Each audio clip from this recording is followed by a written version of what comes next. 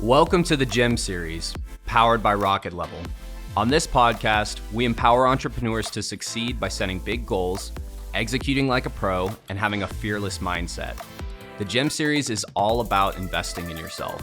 We're here to share the path to getting what you want out of life by sharing the stories of entrepreneurs who have done this themselves, providing thorough research from our team on what careers and habits are yielding the best results, and discussing the mindset it takes to overcome the obstacles that all future entrepreneurs will face.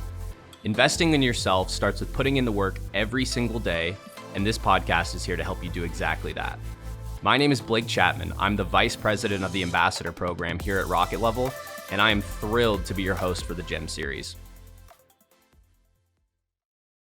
Welcome to today's Gem Series. I'm really excited to have you on the show, Billy. I was looking into everything that you do, and I've been a fan, and I got to say, everybody, Billy is a man of many talents. So he is a former Tesla executive and is the co-founder of Podify, which is a media and marketing agency. Also has his own podcast, Inside Out with Billy Samoa, which is ranked in the top 1% of podcasts in the world.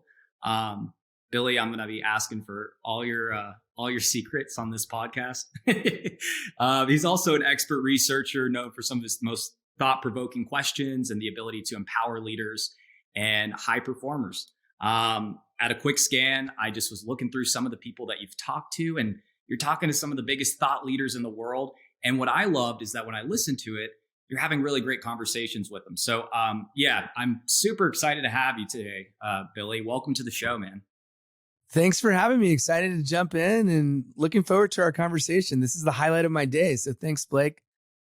Hey, me too. I've been looking forward to it all week. I've been excited talking with my team over here about some of the stuff that we're going to get into.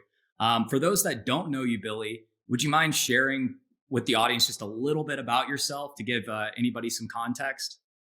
Happy to. Yeah. So my background is really, it's about creating experiences. So I think the through line of my life has always been, I enjoy seeing other people happy.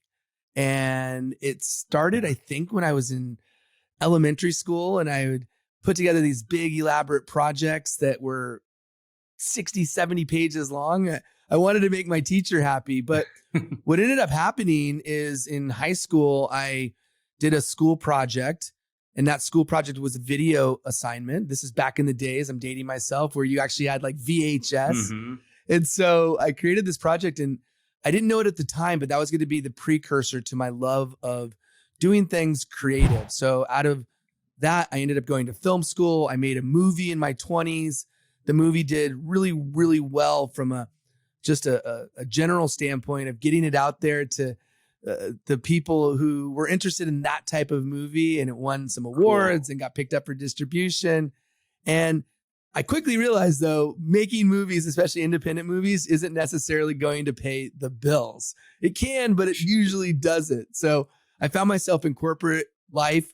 I ended up doing something that I thought would make a big impact, which was being in the renewable space. So I worked for this company called Varengo, which was a small solar company. And I'm grateful to say that I helped them reach to be one of the top 5 solar companies in the country.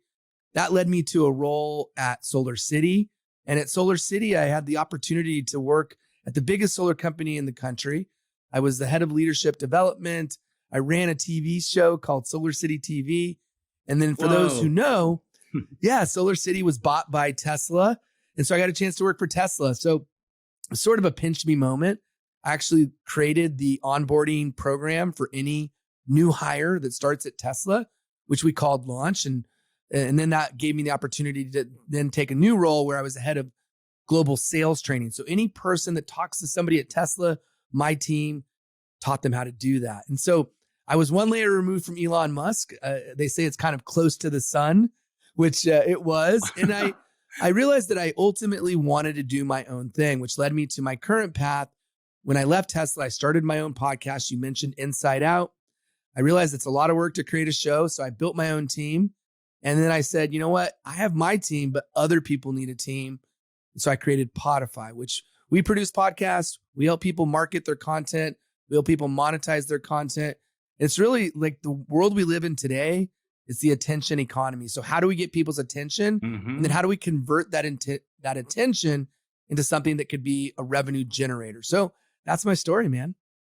Man, I resonate with so much of that, and that I have always, in high school, that was me I was making films of like, oh, I wanted to have something that was kind of epic and exciting, made people laugh and all of that. And then you go through college or whatever, and then you're like, well, I guess I'm going to get an office job, and that's cool too, because you learn all kinds of stuff there, and it's super gratifying. What I love is this through point where you're like, you're kind of seeing your younger self and your current self meet up again. And it sounds like you're, getting to become a lot more creatively fulfilled, maybe doing something like this and making other people happy. That's so cool. It's such a great observation, man. I love the way you put that, because I haven't heard it put in the way in which you have. But I think in life, we're a product of our experiences, of all our experiences. And sometimes you need to reflect and think, okay, like what were those moments as a kid that helped to inform who I am today? And it's really interesting and magical to kind of make those connection points. Yeah. And I think that's something that I think a lot of us might long for too, right? Is this like, there's this part of us that obviously there's some stuff that we leave behind in our childhood years, but there's a lot of that is right. That's just like the purest truth of who we are sometimes. I feel like, that if you could connect to that, even in a small way, sky's the limit. So what made you want to switch and leave maybe the corporate world? Because you made the onboarding program, you're like killing it. You're texting Elon. What was that push like? Yeah. Whenever you made that switch. Good choice of words. So it was for years. And even before I started working at Tesla, I wanted to do my own thing, but I couldn't pass up the opportunities that I had. If somebody told me I'd be working for Elon Musk or working at Tesla, I would say you're crazy. Like that. It's like harder to get into Tesla than Harvard, right? If you do the numbers. And so yeah, I sort of backdoored my way in there, right? Because I had a job at Solar City, and then luckily, who's to say if it's luck or not, but I had the opportunity to take a role there, and I just loved it. I loved working with amazing people. I loved the roles that I had. It was also challenging. I'm not saying it was perfect, but I left there in 2019. So here's what happened. My boss reports to Elon Musk. Okay. I'm at an airport, and I haven't shared it quite in this way, but I'm in an airport. And by the way, I had been part of how many layoffs between my time at Varango, my time at Solar City, my time at Tesla. And I was always the one who made the decision on who stayed and who went. They call it a RIF, right? Reduction in force. So I have a global role at this point at Tesla. And so I have a team in North America, a team in APAC, the Asian Pacific region, team in EMEA, which is Europe. And I have leaders in each one of those geographic regions. Well, Elon's a smart guy, and I'm not going to discredit him, but in his mind, I think this, I don't know this, but he's like, why do we need this guy? Like, why do we need this global role? And I had just been promoted that not too long before. So my boss has a meeting with Elon, and she calls me afterwards, and she's like, hey, your position's been eliminated. I could have gone into a sales role. I could have gone into something else. But honestly, I was like, this is what I needed. And you say a push. This is the push I needed to do my own thing, because it was too much money. It was too great of an opportunity for me just to walk away and leave. I needed that push. And honestly, I'm grateful. I'm grateful that I got that push, because I wouldn't be where I am today if I didn't get that push. And granted, who knows what would have happened. And I'm not saying I hated my job. I didn't, but I wanted to leave for years leading up to that point. Yeah. Well, it's kind of wild. I don't know. I don't want to get all hippy dippy or anything like that. But I've just found that if you have that lens of opportunity, then you can have some folks that might see getting laid off as being like, well, I guess I'm the person that the world just the world dumps all their problems on or does not open doors for. But then it's like it's the other side of the coin. You're like, dang, well, I guess it's time that I can do my thing. It's like it's the perfect opportunity. That's really, really cool. So, well, is the universe working for you, or is the universe working against you? Right? Like that's the kind of, as you said, right? It's the mentality. Do I have a victim mentality, or do I have a sort of an abundance mindset where I believe that what's coming to me, it might feel painful at the time, but like the bigger picture, like what doors of opportunity have opened as a result? Because then it's infinite, right? Like if you really look at it, when you're doing the thing you've been doing, you kind of have one thing, but when you open up a door, one closed door equals infinite doors that are now open. What do you think helped you get to that kind of mindset? Because it's not a natural mindset. I mean, yeah. Good question, man. I think repetition of hearing it and being in environments where you observe other people, you are a product of those who you surround yourself with. So at a very early age, I was 19 years old. I was involved with some companies that led me to be very engaged with personal development. And I had opportunities to learn from people who have that kind of mindset and see how they operate. And so I think it gave me a new perspective. You see it all the time, right? You're raised in a certain way. If you're raised by parents who have a victim mentality, the likelihood of you having a victim mentality are extremely high. Conversely, if you're raised in an environment that's different than that, where you have a growth mindset, chances are you're more likely to also have a growth mindset. But don't just allow whatever your childhood is to define you. You can go out and seek people and find people to surround yourself with in adulthood that gives you, that feeds you the things that you need to be more of an abundant thinker.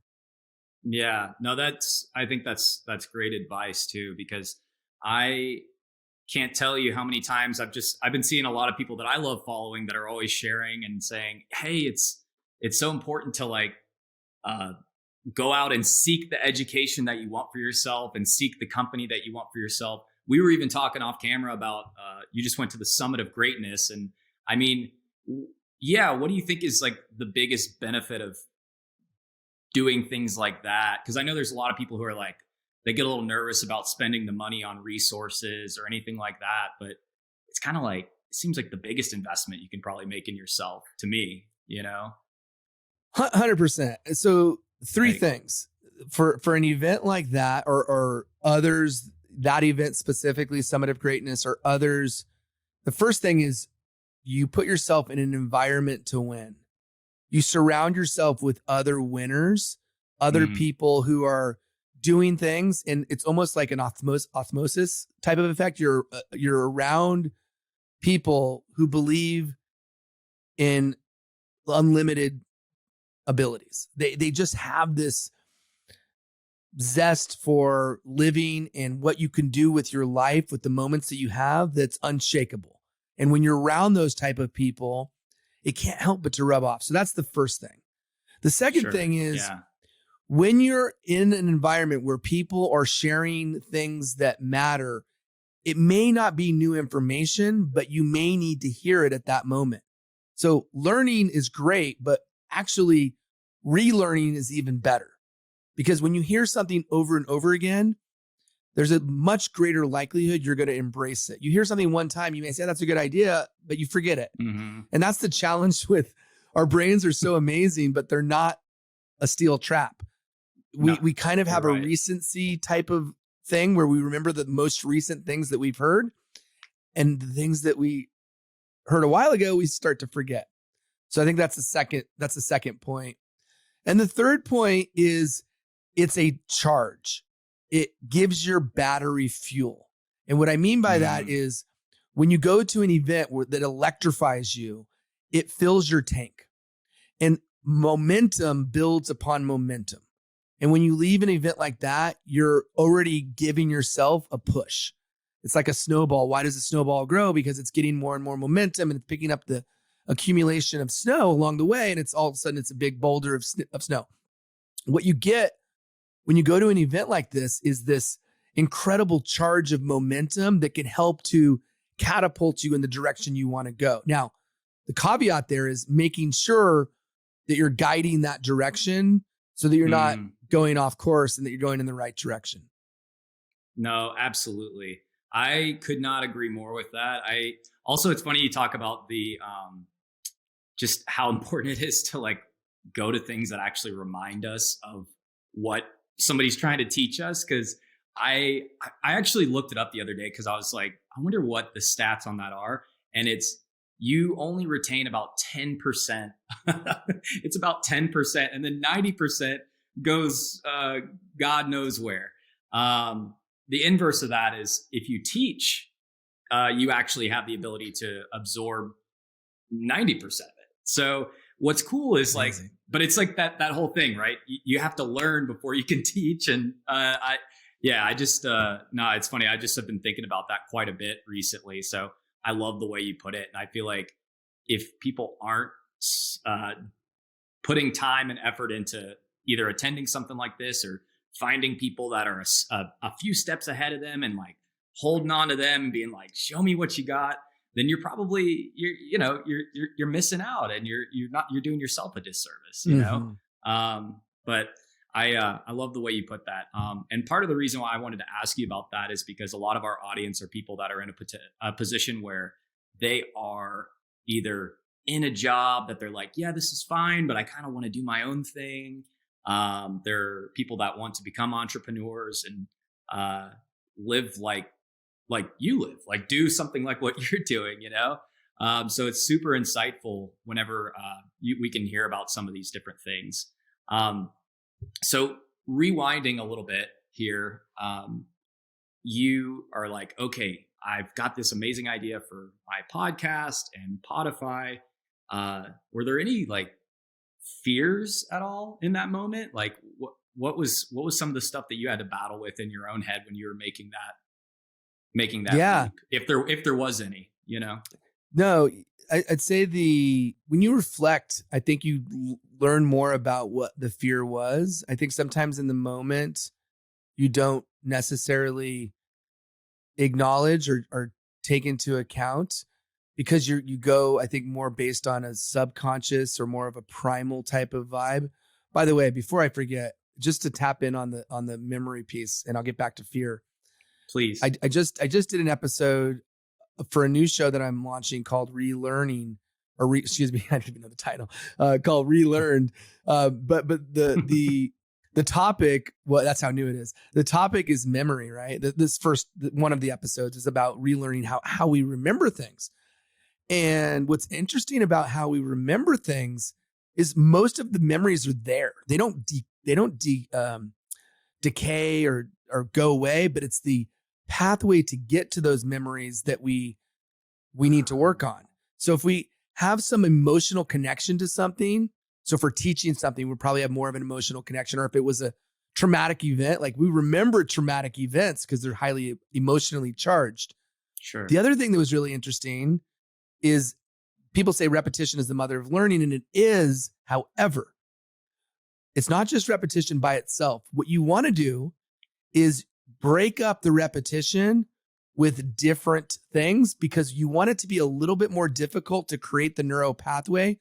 So instead of just repeating the same line over and over and over again, hope I remember it, do that, but then give yourself a break. So then you have to force a more challenging connection, and it actually makes the neural pathway stronger because you've created that. So sort of an aside from the fear conversation, but something I thought would be worth noting. Go ahead. Could you explain that a little bit further? That idea, sure. Like what's an example of putting that into like practice? So in school we learn whatever it is, math, or we're going to learn a vocabulary word or whatever it may be. Yeah. And we look at cue cards. If all we did was spend 20 minutes looking at cue cards without a break from the cue cards, our mind is going to wander and not pay as close of attention and not be as likely to retain it. But if we did 5 minutes of looking at cue cards. Then we did something completely different. We study history, or we go for a walk or do something else, and then go back to the cue cards, or even force our brain to not look at the cue cards. And it's going to be more challenging. You want to challenge your brain more, make it more difficult, because it's easy to look at the cue cards and do it. And this is just an example, but it could be, there's so many different ways you could think about it. What you really want to do is force your brain to think and to make the connection point stronger, because it's more difficult to remember something when you're not looking at it than when you are looking at it. So that's the example. So it's pretty interesting, right? No, that is fascinating. That makes sense why I remember being a kid and having to learn all the countries in the world, like in high school or something. And I would do the quizzes online where I would show the name of it, and then it would just take it off. And I would do that over and over, same way. Pass the test. Next day, couldn't point out a single country. You know? Right, because your mind is going to let that go. Yeah. No, that makes so much sense. That's very fascinating. Yeah, I was fascinated too. So, and that's the beautiful thing about relearning, is that you're, one, you could relearn things you knew, but also relearn, learning new perspectives and new things. So regarding fear, I think for me, I didn't have immediate fear like that this wouldn't work. Partially because I am a firm believer that it may not work in the way in which I envisioned it to begin with. And quite frankly, it didn't work in the exact way I envisioned it. But I believe that the only way you fail long-term is to quit. And so for that reason, I didn't have immense fear. That being said, I think we all have doubt, and we all have imposter syndrome to some degree. And I think the biggest challenge we all have is we tell ourselves stories that aren't real. Our mind is constantly making up artificial stories. And I think what we have to do is start to be a bouncer in our brain, like have a bouncer that pushes those negative thoughts out. Yes. If you've read like Think and Grow Rich, or studied the most prolific thinkers and mindset people, one of the things we know and we talk a lot about is that our brain can't distinguish between something that's real and not. It just kind of thinks everything's real. But we do have our prefrontal cortex, which is the front of right behind our forehead. It's the CEO, it's the problem solver. It thinks, and so it can decipher and make decisions on what's real and what's not. The problem is, this part of our brain is overwhelmed. I read this book, and the guy says the prefrontal cortex is like 50 cents, and the rest of your brain is like the entire US economy. But it's given so much work, and it needs to do so much work. And that's, by the way, that's David Rock, just to give him credit, who does a lot of teaching on mindset. But the idea here is that part of our brain, like, why do we have an insight when we go on a run or go to the bathroom or work out? It's because we've given our prefrontal cortex a chance to catch up and not be inundated with all of the minutia of the daily decisions that it needs to make. And it's the same is true for when we have these negative ideas, these negative thoughts. We need to do a better job of removing those and weeding them out of our brain. And I use the word weed because if you've read Think and Grow Rich, your mind is a fertile garden. You plant any seed, a negative seed, a positive seed, it's either going to grow a weed or it's going to grow a beautiful flower. And we want our brain to be growing these beautiful flowers as opposed to be growing weeds that pollute our mind with all the reasons why we can't do something, why we're not good enough, why we can't do something, why this person's better, and why I'm, all these different things that we tell ourselves. Yeah. Just remove those as quickly as possible. No, I think that's wonderful. I also appreciate the visualization of like, hey, what are you growing right now? I mean, ask yourself anytime you get into something like that. I'm a big believer in mantras, and visualization. And also I watch a lot of, Alex Hormozy's stuff. If you've ever heard of that guy. Yeah. I kind of like his concept of the opposite of, which is like negative visualization, which is like, well, what's the worst case scenario? Yeah, no, because usually it's a good point. it's not that bad usually, you know? I love that. I love Alex. I actually did an episode on him. He wasn't a guest, but I did a show with Brendan, as a matter of fact, because Brendan Kumarasamy, we were talking about him, and we did a show about Alex. But I love how he turns conventional wisdom on its head and comes up with different perspectives. And I think you're right. Contingency planning or thinking about worst case scenario, like it's often not as bad as we make it out to be. And so being proactive about thinking about it isn't a bad idea. It's not to say that means that you're thinking negatively. It just means that you're thinking about, okay, it's visualization is what it really is. It's like, I'm visualizing all scenarios, and I could visualize this, what if this, that, or the other happened, and then also visualize the positive reflection or opposite end of that as well. I don't know. I think those are just such practical tools. I wish that everybody knew, you know, because if you had that, it just gives you a second to like slow down. Like you were talking about, you know, free up your prefrontal cortex a little bit to give it a little breather so that it can actually work the way that it should. And, you know, I think people could find a lot of fulfillment being able to do that. So I'm curious, once you started podcasting and getting out there and doing all of this, what was kind of your motivation, you know, like, because I know it's so important to always prioritize. So what was your number one priority in the beginning in terms of like, did you have a mission in mind, or were you like, I'm just going to keep going? Or yeah, I'd love to hear kind of where your head, I always am curious whenever people start out on something like that, what's what you were envisioning for yourself in that time. Yeah. So the first thing I think for me was learning from other people who've been down the path. So I did not only one show, which is Inside Out, but I did another show. I don't currently run that show, but it was called For the Love of Podcast. And the show was all about podcasting, but it was very selfish in nature, in that I started to interview people who had millions of downloads, like Jordan Harbinger, or who's in the Podcast Hall of Fame, right?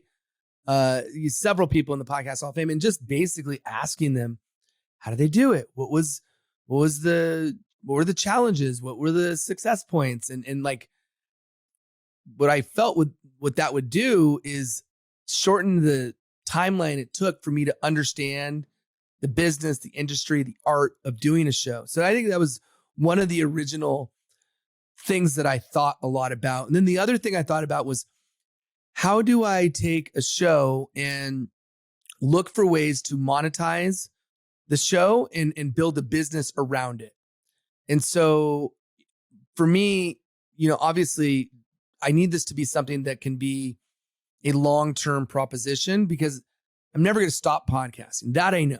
So how do I create revenue streams around my podcast?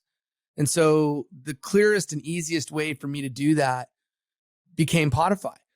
And so that's why I built the business in the way in which I have, which is, I know that there are a lot of tasks that just take too much time.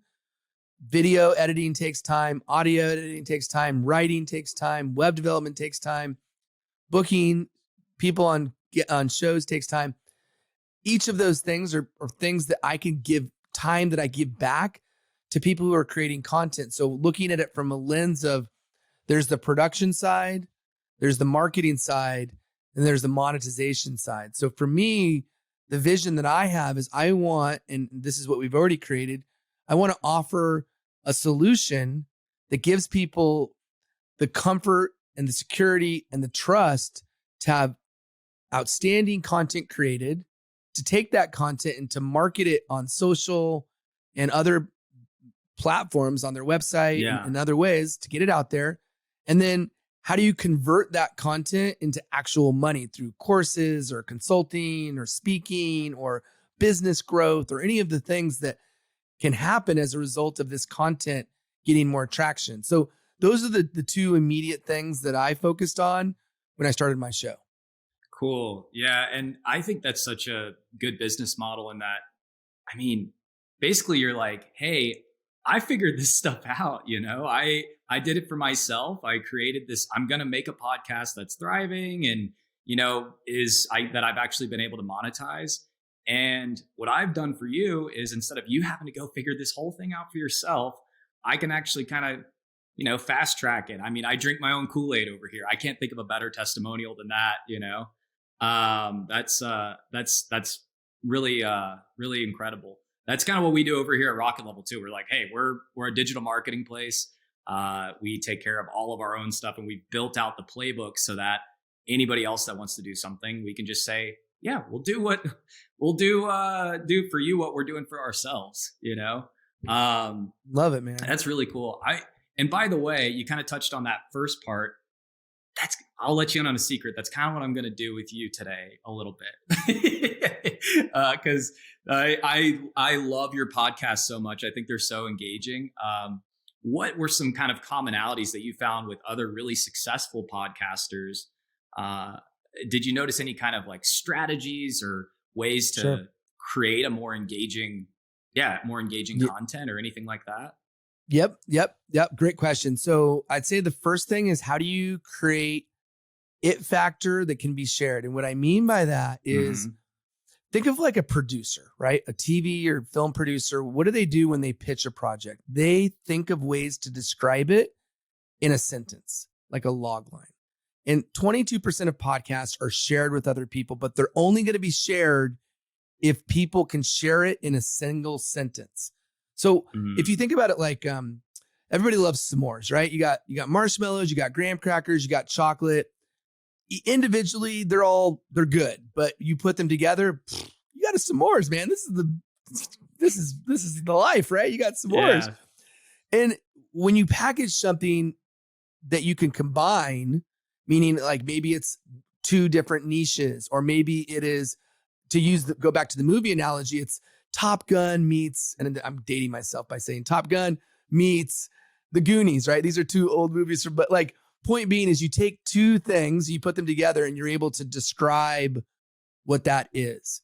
And so maybe it's a business podcast that, puts people on the hot seat, and, like whatever it may be. So you want people to be able to describe it in very clear terms. So it has to be unique. What that does is it is a unique show that you haven't heard about before. It's either in a niche with a sub niche, and you combine those two, or some other way to give it its secret sauce. So that's one big pillar. The second thing that I think separates shows is making sure that the show itself is serving the audience that it's intended to serve. I think a lot of times people do a show, and it should be personal, and you should be able to do something that's you're passionate about, but you got to make sure on the other end, there's enough people who are also passionate about that. And if it's super competitive, what's going to set you apart from everyone else? So what I say is, get in front of success. And what I mean by that is, why is it that one of our clients has a very successful true crime podcast? Well, there's probably three reasons. One, true crime's a hot genre, but there's a lot of true crime podcasts that aren't as successful. They're doing millions of downloads, right? Sure. Two, they talk about things that are very current, and they're capitalizing on trends, current events, and it's called Housewives of True Crime, and they talk about things that two housewives would talk about, right? And so they talk about, they talk a little bit gossip, and they talk a little bit about their lives. And then three is their personality. They bring their personality to the table. So it's a recipe that works. It's not just a true crime podcast. It's not just a gossip podcast. And it's not just a personality entertainment podcast. They've blended all those things together. And so now they have people that want to listen. So they've got in front of success. Another show we have is What Would Ted Lasso Do? Okay. It's a leadership show about Ted Lasso. So you're combining two topics. The show's done very well because Ted Lasso is hot. People are curious. People are searching. So it's going to get automatic traction that way. But people are also very curious about how you could look at the characteristics of a character like Ted Lasso and understand why that person is a good model to look at. And so that sort of blends the first point I made and the second point, which is get in front of success. And then the last point is ultimately you're going to be creating something for a long time. So you need to, whoever the person is who's creating the show, you need to have a sustainable interest in that topic. And it's not just something that you could do 5 episodes or 10 episodes. You need to have a long-term sustainable interest in what it is that you're doing, because then you're always going to be passionate and you're always going to be looking for ways to create something for other people. Now, that's part 1 of that equation. Part 2 is that, are you solving a problem that people want to be solved? Help with social media marketing, communication, public speaking. Or are you so damn entertaining that people just can't help but to listen to you? So either education or entertainment. So you got to have 1 or 2 or both of those things. And there's got to be an audience ready to receive that on the other end. Is it a hair on fire problem that you're solving? So those would be the 3 buckets that I think you could look at. Absolutely. I mean, a lot of also, I'm going to check both of those out. Those sound like pretty amazing podcasts. I love both of those prompts, but yeah, that helps put it into perspective, right? Is locking in who's my captive audience. And it also falls so much on the host to be like, am I actually going to be invested in this topic enough to where I know I can deliver something that's going to consistently engage the people that I'm talking with. Both ends, right? Time investment for the host, but also who's has a vested interest and a long-term interest from a listener perspective. So cool. Okay. So what's your 1 sentence for your podcast? So great question. And it's changed over time. And I have, three different shows, and in each one it's evolved. So I would say that for me, my primary show is Inside Out, and it's ideas that will help you change the world. And that's where it is today. So it's Inside Out with Billy Samoa, ideas that will help you change the world. And the idea behind it, and this goes a little bit deeper, is we all have transformational insights that we've allowed to impact us in a way that will allow us to impact others. And so Inside Out really explores this world of what are those game-changing, life-changing insights that can make a huge impact. And so that's what we explore. So when I do my research, you mentioned my research, I do my research explicitly and primarily to figure out which insights does this person have in their arsenal that are so powerful that haven't been heard, right? Because the element of surprise is important, and also new information is important. So I don't want the same recycled information over and over again. I want a new, bold, exciting, life-changing insight, a zinger, right? Brendan calls them a wowza. We want wowzas. And so those are what we highlight on my show, on Inside Out. And then for the Love of Podcast it's podcast insights that will help you be part of the 1%. And so 1% of shows that are allowing that have the kind of traction that will allow them to be in that elite level of show. And so we want to share the insights that will help a podcaster understand, like, what are those nuances? What are those key factors or characteristics or difference? And then for Relearned, I'll save that because I don't want to spoil it, because it's a show that we're just now launching. I also have another show, which is kind of, I did it for a short time, called Things You Didn't Know, with my son, but he lost interest, so I stopped doing it. But guess what? A lot of the topics we explore in Relearned, they're also topics we explored in Things You Didn't Know, which the title of that says it all. It's Things You Didn't Know. So like things you didn't know about Disneyland, things you didn't know about the Titanic, things you didn't know about the United States, which, by the way, we've done all those episodes. Man, I love that so much. I think that's incredibly powerful. Something that I was thinking about before we were talking, and this kind of brought it back into my brain again, because that's the thing that we all want, right? Is to be like, how do we get past that recycled thing where we're like, hey, I know you might have done a podcast like this, but I'm going to get a copy of that podcast for this podcast. Right. Because that's the last thing we don't want that to happen. That just feels, I don't know. Nobody wants that to happen. So how do you, when you're doing your research, get past some of that so that you can actually like, you know, like have something where you're like, okay, you can leave feeling like I got something fresh. This isn't just a recycled. Yeah. My favorite thing to talk about is research and interviewing. So thank you for that. And the simplest way to describe it is you're looking for things that they don't normally talk about, or you're going to help them talk about it in a different way. So how do you do that? Well, first thing, you got to listen to some shows that they're on. So listen to 3, 4, or 5 podcasts they've already done. And that's a lot.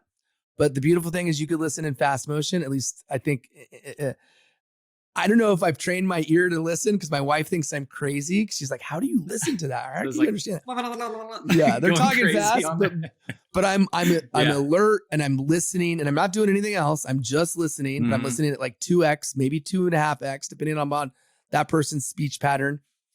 I'm listening for stories and concepts that are new to me and that I don't think they share a lot, and or I'm looking for how they tell that story. Because what I can do is I could say, I know you have had this story happen. I kind of tell part of the story for them, but then I get them to go deeper into the story, or I get them to share the insight. So that's one thing. And then, the other part of it is, what are they sharing all the time? And then kind of avoid going into those areas unless it's so valuable that you think it'd be important to share. So that's the first big bucket. Sure. The second one is they have content outside of what they do on podcasts. So they might write a book, they might do speaking, they might have a YouTube channel, social media. Go deep into those areas. Most people don't do that. Most people don't look at the littlest thing. So I would go like a guy named Jeff Harry, right? Here's a guy who on his social media, he's got a letter from his dad that was written to him before his dad passed away that is so heartfelt and so beautiful. So I start my interviews looking for one of two things to happen. I either want my guest and audience to laugh or cry. And it's kind of extreme, but that's the way I think about it. So I read this letter to Jeff as the very first thing I did. He started tearing up. I go, who wrote you that letter? And he goes, my dad. My dad wrote me that letter. He goes, no one's ever read that to me. And I get chills just saying this. I just got chills right now when you said that. I was like, oh my God, that's powerful, So no one's ever done that. But I went and did the research on the front end to go deeper. Another example is, and in fact, I didn't even do this interview, but it was scheduled, and we're scheduled to do it. Or we're not scheduled right now, but we've talked about doing it in the future. We just had a scheduling conflict. But there's this guy who went on he's been to every country. Michael Graziano, been to every country in the world, and we met on Clubhouse. And so I said, let's do an interview. So I did some research. I went back to his Facebook post that he originally made about this journey that he was going on. It was like, I don't know, 8 years ago. It took a long time.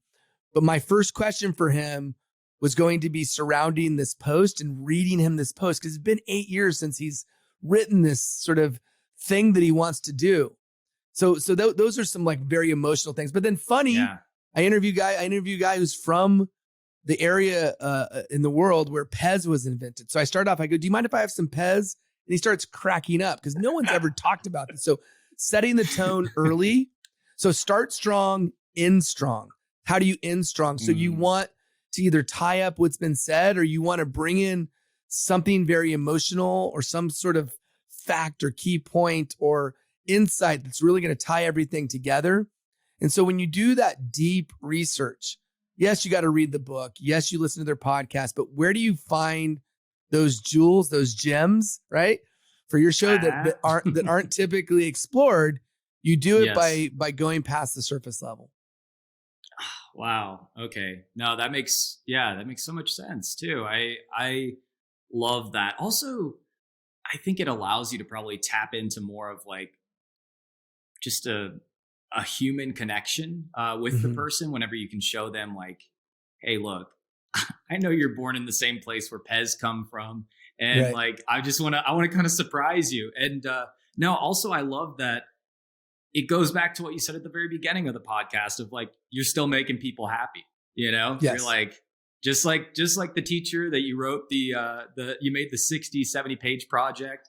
It's that's what's happening on these podcasts now, which is pretty cool. The ability to shock and awe, you know, the element of surprise, it makes a lot of sense. The element of surprise is so important. I often think about what's like, why are viral videos shared? Well, they're shared because it surprises people in one day. It's either going to tap into their emotion, or it's going to be new information, or it's going to be something that they didn't expect. And the biological response to this is, I want to tell other people. Like I need to reduce the cognitive burden of this being, I'm the only one that knows this, or I just saw this. I have to tell somebody else. Like, absolutely. That's how things get spread, right? And so same thing's true though, when you have a intimate conversation and you can bring out some emotion out of the guest, either because you've taken the time to get to know them in a way that they've never had happen before. I mean, so many times I've interviewed somebody that go like, I've never had anybody do this kind of research. I don't know how you knew all this, or where did you find that? Or like, that's what you want. You want Absolutely. To be able to get them to say, I've never had an interview like this. I've never had somebody pull something out that I don't even remember saying that. I mean, I've said that one time in this one random interview or this one social media post. And so look for, and it doesn't all have to be exclusive to that. Let me be clear. It's okay if somebody is an expert on mindset, like, and they have like their core pillars, you still can bring those out. But I think the key part is when you bring those out, help them get to the key insight as quickly as possible, which is why sometimes you can help to tell the story. So you just kind of, you help them tell the story, and then you give them it's like you're collaborating with them. Then you give them the chance to go deeper or more granular on the insight.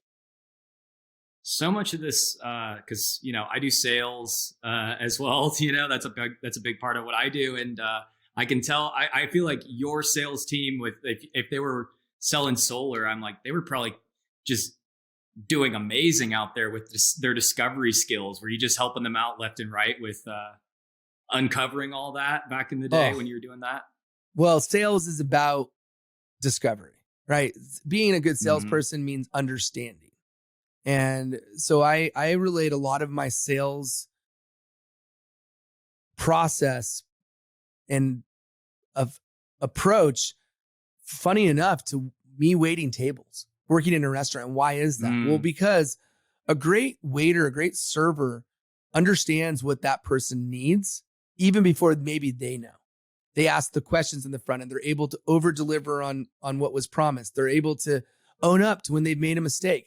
One of the best ways you can build loyalty is when things get screwed up, just to own up to it and fix it. Instead of saying, oh no, the kitchen did it. Oh, it's the kitchen's fault. No, it's my fault. I forgot to put that order in, or whatever it may be. But to your point, if I'm going to be a great waiter, and then of course, if I'm going to be great in sales, I need to know exactly what that person wants, what's going to make their experience here as enjoyable as possible, and how do we over deliver on what we've promised. And so, yes, to your point, part of the reason I had built a lot of success around the sales organizations that I've led, and I've led many hundreds of people in the sales organizations that I've led, it's you have to, of course, build rapport, relate, find common ground. Once you've gotten that point, and you've built a little bit of the trust, and you've lowered the wall that most people have up, next thing is you need to understand them, because everybody's a little bit different. You got to know what their personality type is, from a DISC profile or other personality profile. And then you need to know what they're hoping to accomplish by doing whatever it is that you're doing, whether it be buying an electric vehicle or putting solar on the roof or whatever it is. What are the reasons why they're doing this? And what is the end result if they've done it? Like, how will it make them feel emotionally? People, they buy on emotion and they back it up with logic. I mean, all stuff that of course. Well, no, yeah, but I think that there's so much of that can be tied to what podcasting is in some way too, and that you're trying to The difference with podcasting, I will say, is there's and probably this is a sales practice I feel like people should get rid of, is like, don't tell the person their answer,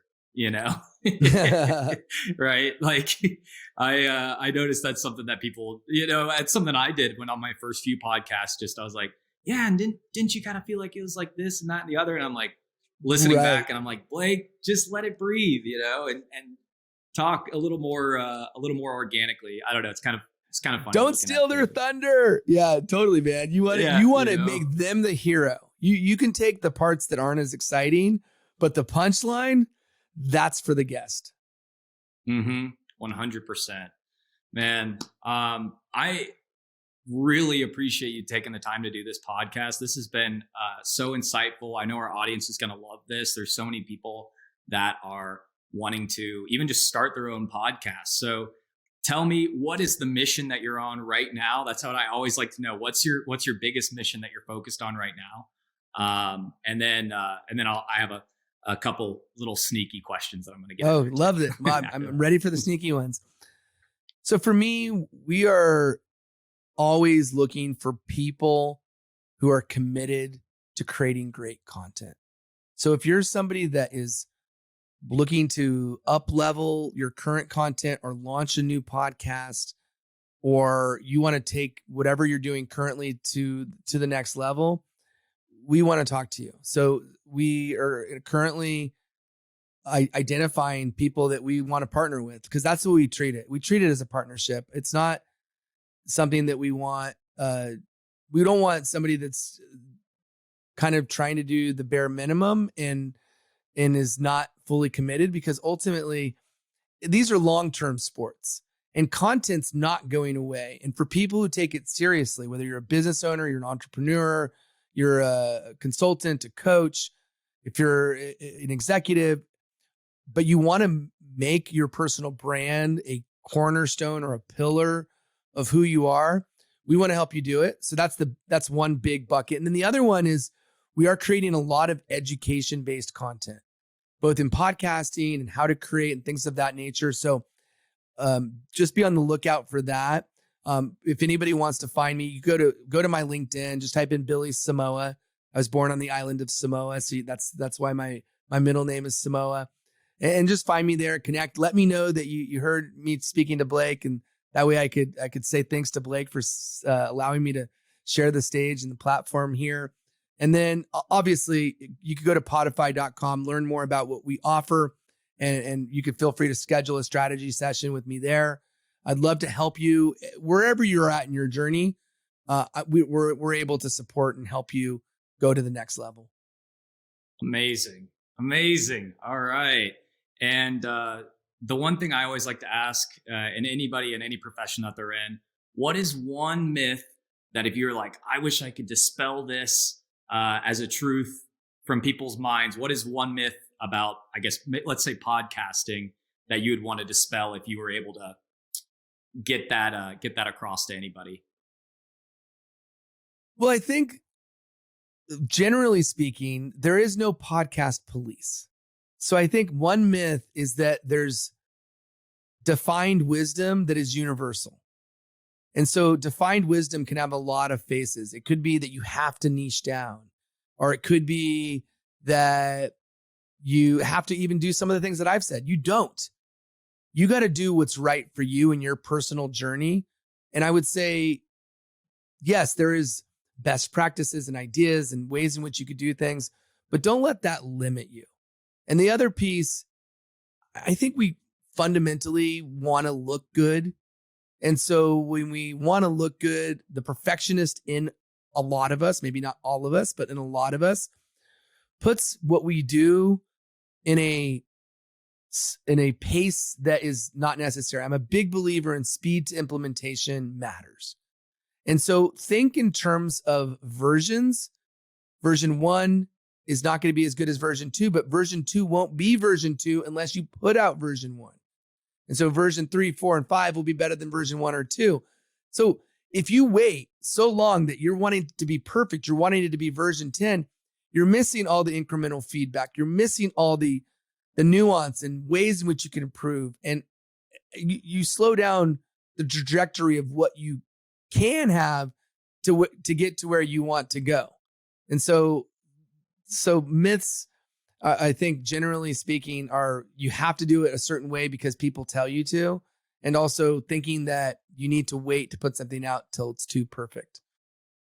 Yeah. As somebody who grew up playing a lot of music, I can tell you that's something that happens quite a bit, right? You're like, oh, I'm not gonna release that. I'll have something better. I'll have some, but no, in anything you do, you're so right. Yeah. You just have to, done is always better than perfect. Right. Love it. And, yeah, I think that's a great thing to share with everybody. Okay. Last question I had for you. What's your favorite thing about what you do? I'd love to know, like, what's your favorite thing? About what you do right now. Two things. First, I like variety. So I don't like doing the same thing over and over and over and over again. I like to do different things, and I like to be involved in different projects. It just keeps me motivated. It keeps me interested. It inspires me, and creatively, it gives me different outlets.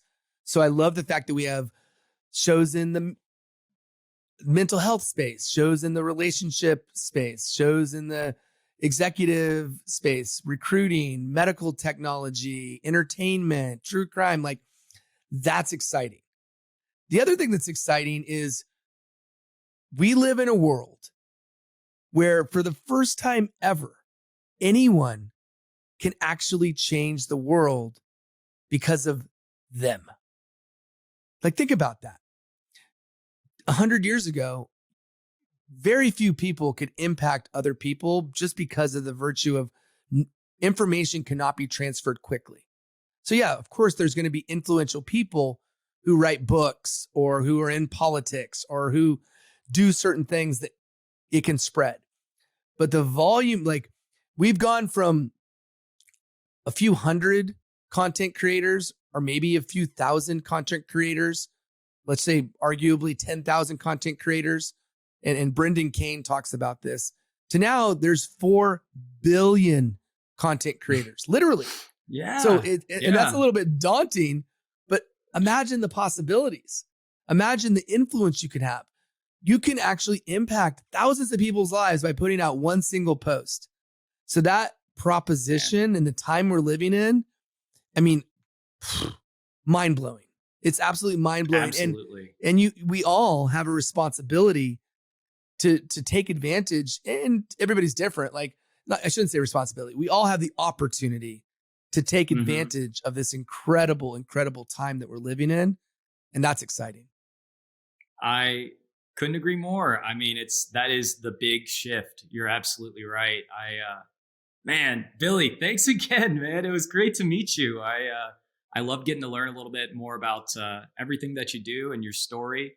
We're going to be posting this up here shortly. I'm really, really excited. Everybody, be on the lookout for Billy, and we're going to post all of his links and, of course, in the description. Be on the lookout for anything new on the Gem Series Instagram. And, of course, everybody have a wonderful day. All right.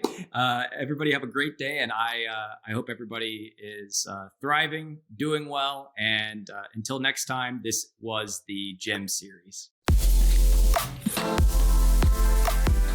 Thank you for joining us on this episode of the Gem Series, the podcast for anybody dedicated to investing in themselves.